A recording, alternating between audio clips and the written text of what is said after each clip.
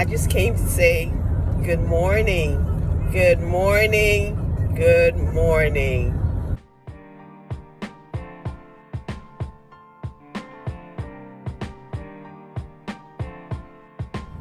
He loved me especially. Well, I'll tell you this here. Back in 2009, God took a young man from Orangeburg, South Carolina.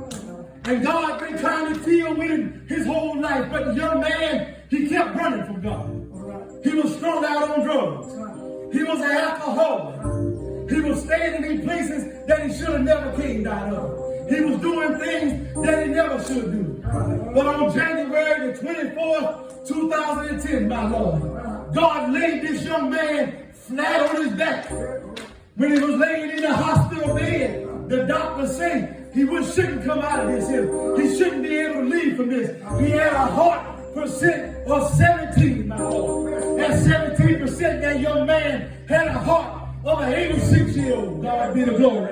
I stopped by to tell you that God loves you. I know that God loves you because God took that young man and he put him in the church. And when he put him in the church, he put him on the usher board. And after he put him on the usher board, he went and started cleaning up that young man's house.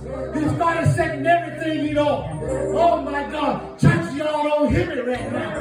But when he set everything in order, then he started moving in the young man's life. He moved and he uplifted the young man to the Sunday school teacher. And then once he moved to the Sunday school teacher, then he put him as assistant superintendent. And then when he left assistant superintendent, God took the young man by the hand and said, I got work for you to do. I need you to be a deacon in my house. My Lord.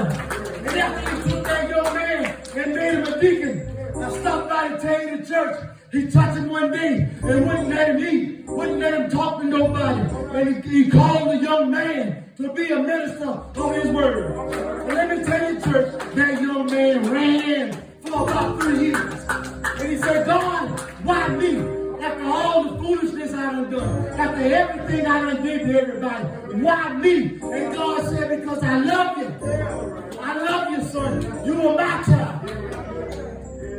I stopped by to tell you right now, that young man stands right before you, preaching the word of God. That young man knows what it's like to be loved by God.